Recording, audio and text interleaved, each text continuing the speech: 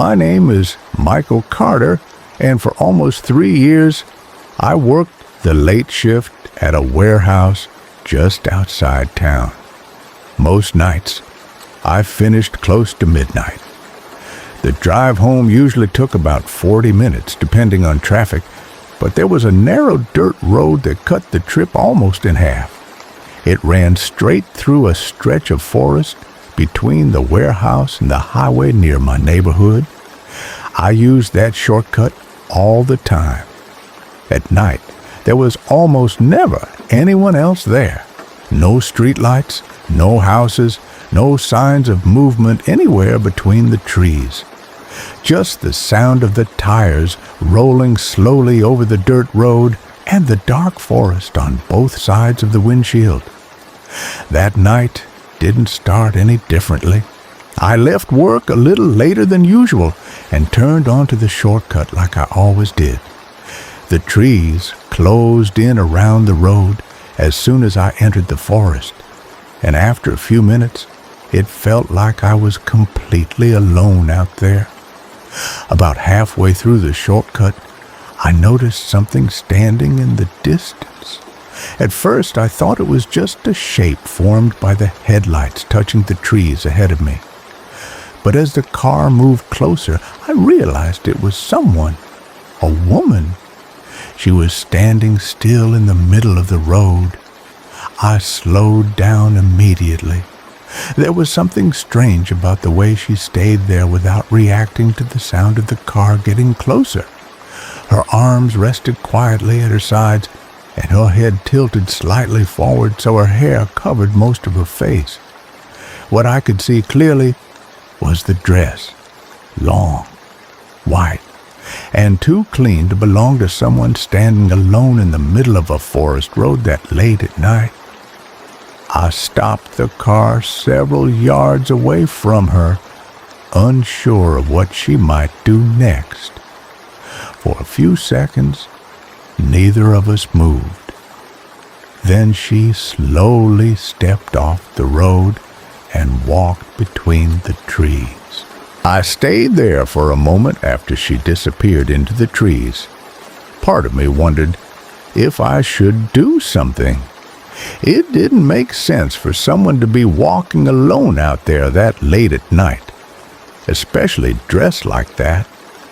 The forest along that road was thick and quiet, and I had never seen a house anywhere along that stretch before. For a second, I even considered stepping out of the car, but when I looked toward the place where she had walked between the trees, there was nothing to see anymore. No movement, no sound, just darkness. After a few seconds, I told myself there had to be a normal explanation. Maybe there was a small trail I didn't know about. Maybe someone lived somewhere deeper in the woods. Maybe she had just crossed the road and kept walking. It still felt strange, but not impossible. So I kept driving. The dirt road stretched forward between the trees exactly the way it always did. The sound of the tires moving over the loose ground filled the car again as I continued along the shortcut. I drove for another minute, maybe two, trying not to think too much about what had just happened. Then I saw someone standing farther ahead on the road. At first I thought it couldn't be the same person, but as the headlights reached the shape in the distance, I recognized the long white dress immediately. The same still posture, the same dark hair covering her face. She was standing there again, farther ahead of where she had walked into the forest. There hadn't been enough time for anyone to reach that point on foot. There were no side roads, no open clearings, no place she could have gone without passing me. Even so, I kept driving toward her. This time, I didn't slow down the way I had before. Something about seeing her again so far ahead on that same stretch of road made it feel wrong to stop a second time. She stood exactly like she had before, motionless in the middle of the narrow dirt road, her long white dress hanging straight down around her feet, her face still hidden behind her hair. As the car got closer, I kept my eyes mostly on the road in front of me. For a brief moment, she was beside the passenger side of the car. Then I passed her. Almost immediately, I looked into the rearview mirror. The road behind me was empty. There was no one standing there anymore. No white shape on the dirt road. No movement between the trees. Nothing at all. I kept driving without slowing down after that. The forest around the road didn't feel the same anymore. The silence felt heavier now, and I couldn't stop thinking about what I had just seen. There was no way she could have reached that point ahead of me without passing my car, and there was no way she could have disappeared that quickly behind me.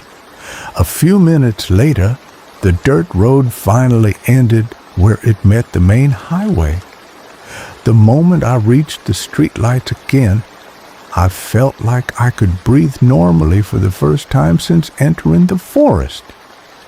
By the time I got home that night, I had already made a decision. No matter how late I finish work now, I never take that shortcut through the forest anymore. Because whatever I saw standing on that dirt road that night was something I still can't explain.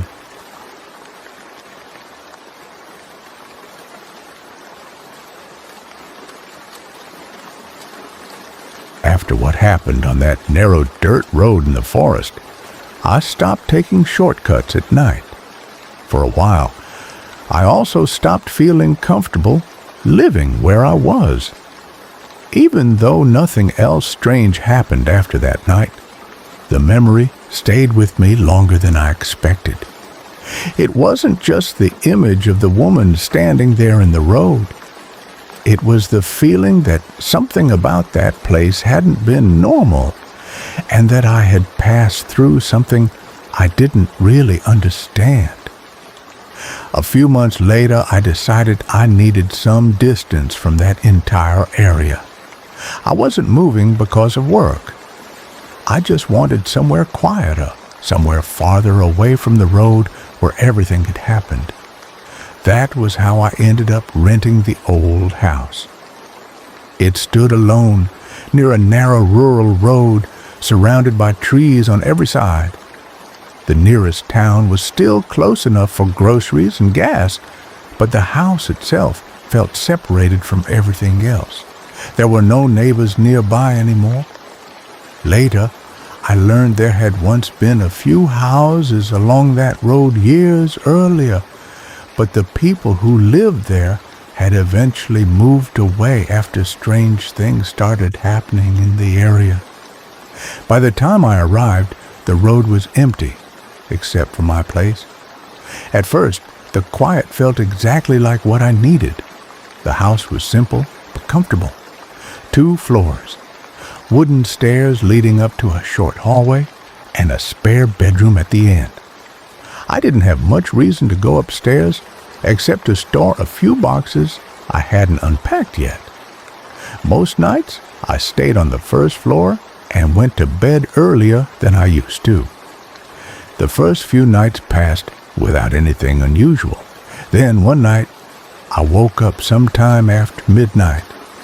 At first, I didn't even know why I had opened my eyes. The house was completely silent. But when I turned my head slightly toward the front of the property, I noticed something through the window near my bed.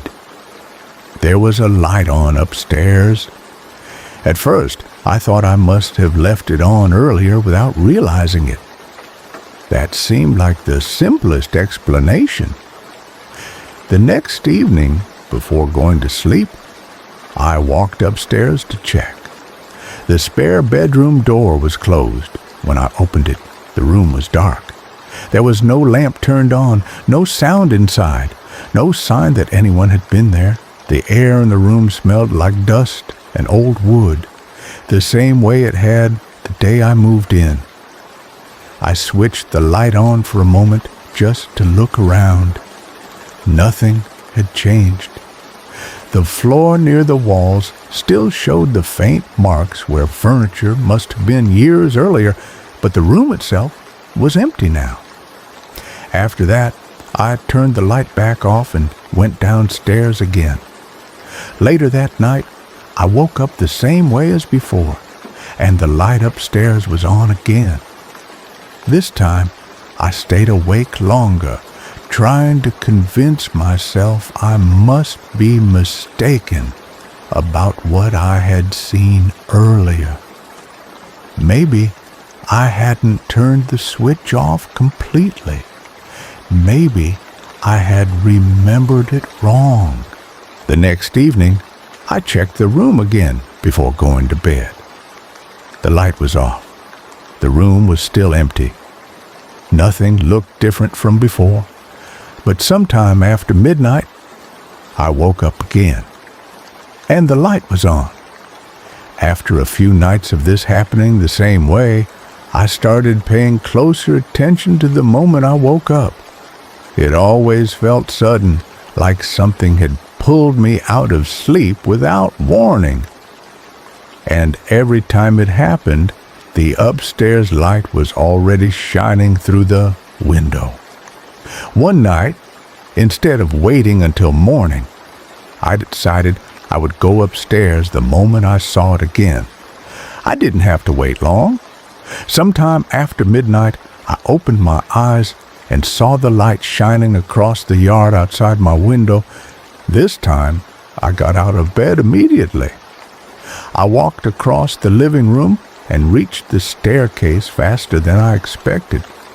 The house was completely silent as I climbed the steps.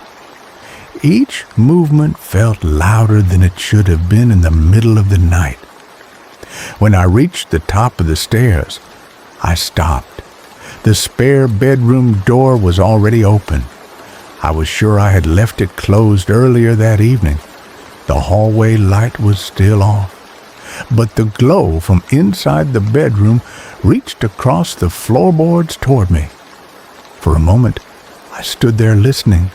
There was no sound coming from inside the room. Then I stepped forward and looked through the doorway. The light was on. The room was empty. Nothing had moved. Nothing had changed. At least, not at first. When I stepped farther inside, I noticed something near the window. There were marks on the floor. They weren't fresh, but they were clear enough to see once I looked closely. The boards near the window showed the kind of worn pattern that happens when someone stands in the same place many times over a long period. I hadn't noticed them before. Slowly, I walked toward the window and looked outside. From that position, I could see straight down the road in front of the house. The view was clear for a long distance. That was when I understood something that hadn't made sense before. The light in that room wasn't shining toward the inside of the house. It was shining outward toward the road, like someone had been standing there night after night, leaving the light on so it could be seen from outside. The next day, I asked the property owner about the house. At first, he didn't seem surprised that I was asking questions about the upstairs room. After a moment, he told me the previous tenant had disappeared several years earlier without warning. No one ever found out what happened to him. Later, I spoke to someone in the nearest town who remembered the houses that used to stand along that road before everyone moved away.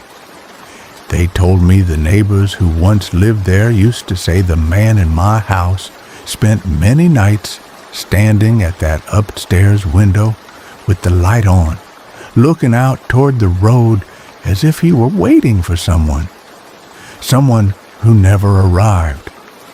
After I heard that, I couldn't stop thinking about the light turning on by itself while I was asleep downstairs. It didn't feel like something normal anymore. Not after what I had already experienced on that road months earlier. Within a few weeks, I decided to move again. I didn't wait long enough to see if the light would come back another night. And after I left that house, I never returned to that road again.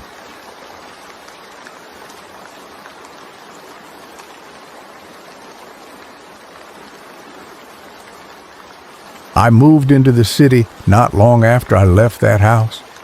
After everything that happened there, I started noticing a pattern I couldn't ignore anymore. Each strange experience I'd had seemed to happen when I was living somewhere too quiet, too far from other people. First the road and the forest, then the house with the second-floor light. Both places had one thing in common. I had been alone. So when I finally packed my things and left that house behind, I told myself I needed something different. Somewhere with streetlights, somewhere with neighbors, somewhere that didn't feel like the night could just settle around me and stay there. I moved into a small apartment near the edge of a quiet town.